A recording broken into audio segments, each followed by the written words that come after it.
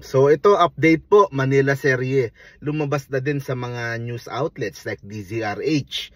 O nangunguna pa rin si dating Manila Mayor Isko Moreno sa Manila Mayoralty Survey na ginawa po ng Okta Research. Okay? At kung titingnan nyo, pareho lang din ng mga nakaraang mga survey do sa ibang mga firms.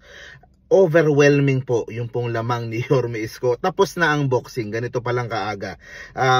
Siguro yung iba kasi iniisip maingay sa social media yung dalawang kakompetensya ni Yorme, pero ingay lang po yun, yung nangyayari po sa baba. Like I said before, majority po sa Maynila buo na ang desisyon. Nakita nila kung paano si Yorme Isko at gusto nila yung ganong klaseng pagsiservisyo mula po sa kanilang City Hall sa mga susunod na mga taon. Okay? So 74% ang nakuha ni Yorme Isko. Overwhelming. But 3/4 ng lahat na nakausap nung Okta Research, si Yorme ang gusto. Si Sam Versosa naka 15% pumangalawa at 9% naman kay Mayora Hani Lacuna. So pag sama-samahin mo yung ibang mga kandidato, it's nowhere near enough para po makalapit dun sa lamang ni Yorme Isko. Pinag-uusapan na lang po sa Maynila yung pong mga sumunod na mga pwesto na pinaglalaban ng Vice Mayor, Congressman, yun na lang po pinag-uusapan sa Maynila. Kapag bin-breakdown mo palalo yung pong per district, 6 districts ng Manila, overwhelming din ang lamang ni Yorme Isko. Sa Tondo, first district 79%, second district 77%. So, dominated po niya yung buong Tondo, solid yung Tondo sa kasamahan nila, sa kasama nilang kababata nila na nakita nilang lumaki sa Tondo. Nagbasura dyan sa Smoky Mountain, nagpadyak dyan sa Moriones at sa iba pang mga kalsada sa Tondo, tumira sa iba't ibang mga informal na mga settlement dyan sa Tondo, kasama po nilang tumanda at nakaangat sa buhay at tumutulong pabalik ngayon sa Tondo. At overwhelming yung pagmamahal sa kanya sa Tondo. Kahit saan ka pumunta doon, talagang si Isko, he's one of us kasama namin yan mula bata pa lang yan dito at hindi yan nakalimot sa amin. Yun naman yung kinagandahan po doon.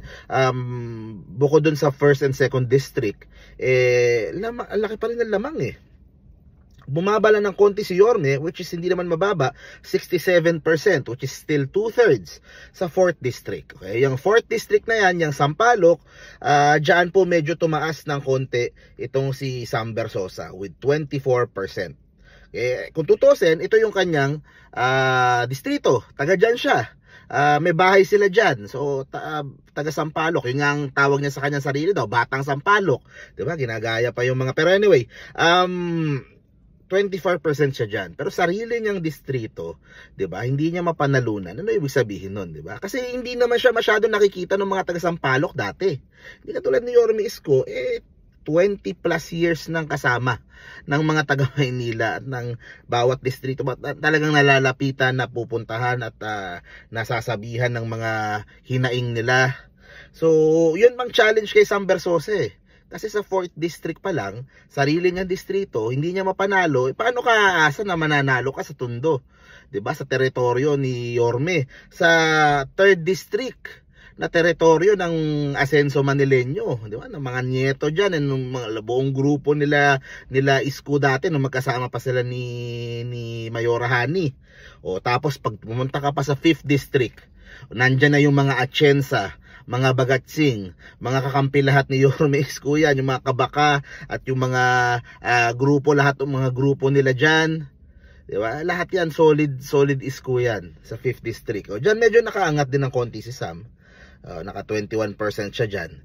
Pero pagdating sa 6th district, doon lang medyo umangat ng konti si Mayora Hani, which is yung 6th district, taga dyan naman yung mga Lacuna talaga. Okay? Yung kanyang kapatid, konsehal dyan, yung kanyang ama, dyan sa may parting Bacood. So 6th district talaga, pang-anim na distrito talaga, yung mga Lacuna. Pero si Mayora Hani kasi, bumoboto sa 4th district. Sa District 4 na mababa siya. Diba? So yun ang medyo nakakapagtaka din. Incumbent ka, tinatalo ka ng isang baguhan, o 7% siya, 24 si Sam Versosa. Pareho naman kayong taga doon bumoboto. Pareho kayong doon nakatira sa 4th district, pero malayo. So yun ang meron talagang meron talagang kakulangan doon sa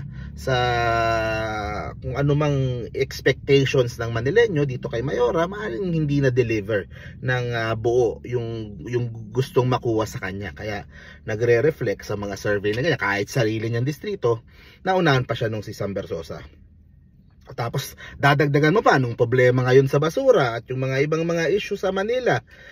Kahit sa akin, kahit gamitan pa ng budget ngayon, 'di ba? Mahihirapan pa rin kahit gamitan pa ng mga AX tsaka yung mga sinasabi natin ganoon, 'di ba? Kasi sinasabi nila yung mga AX daw, yung mga tupad ginagamit pambili ng tingnan mo nga kahit magpaulan ka ng AX at tupad, alam din naman ng tao na kahit naman sino congressman ko, ganun din naman. May AX at tupad din naman ako. So hindi mo siya magagamit actually for to buy votes At sa Manila very obvious 'yan. Na hindi siya na it is not something na pwede mong gamitan para masiguradong mananalo ka, kasi hindi din. Wala din naman kasiguraduhan na mananalo ka kahit may AX tupad ka at nung mga iba pang mga akap at yung mga ayuda ng gobyerno. Maganda lang yan, natutulungan yung mga kababayan natin doon. Pero yan, kung babalikan natin dito, ayun in fairness, si Mara Tamundong nagka 1% doon sa 5th district. Okay. Tapos siya lang yung doon sa ibang mga candidate, siya lang yung medyo nagka-boto. Pero dominated talaga ni Yorme Isko sa 3rd district, kung saan of course tingnan siguro naka-apekto din yung pagkuha niya kay Apple Nieto. Okay. Kasi malakas talaga yung mga Anyeto sa 3rd district, diba? Obvious naman kay Vice Mayor Yul at yung mga yan ang baluarte talaga ng Asenso Asenso Manileño Naka 71 si Yorme Isko at hindi nakaporma masyado si Bersosa at si Lacuna, 12%.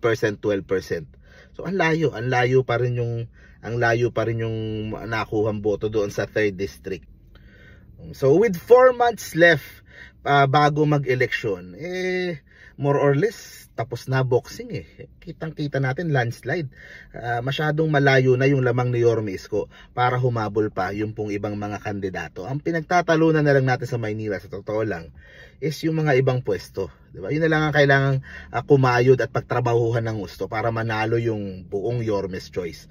From Vice Mayor Chi Atienza, yung 6 natin na mga congressman, diba? From District 1 to 6, yung mga konsehal natin. Yun na lang ang pinagtatalunan dyan. At iba talaga yung naging impact ng isang Yorme Isko sa Maynila, lalo na nung pandemic. Doon mo makikita yung isang leader kung anong klase siya mamuno, kung anong klase siya. Hindi naman to nadadala ng paayuda-ayuda lang. 'Di ba, iniisip natin yung mga Pilipino, bigyan mo lang ng ayuda. Hindi din ayuda is just one factor. Kung 3 kayong nagbibigay ng ayuda, hindi patas-patas lang, di ba? Pero ang tinitingnan dito, yung sinseridad, at tinitingnan dito kung yung kakayahan mo, na yung leadership mo, especially nung panahon na pinakakailangan ka namin. At yun ang napakita ni Yorme Isko. Yun ang hindi makalimutan at tumatak sa isip ng mga Manileño, at yun yung rason kung ba't landslide victory si Yorme Isko sa May 12 elections. So yun, tuloy-tuloy lang po yung coverage po natin. See you po sa next video. Stay safe parati guys. Ikot tayo ng Manila. Yan 2025 election season. Lahat ng barangay sa Maynila, iikutan natin lahat, okay? Bawat barangay maikutan. Okay, Manila God first. Bye-bye.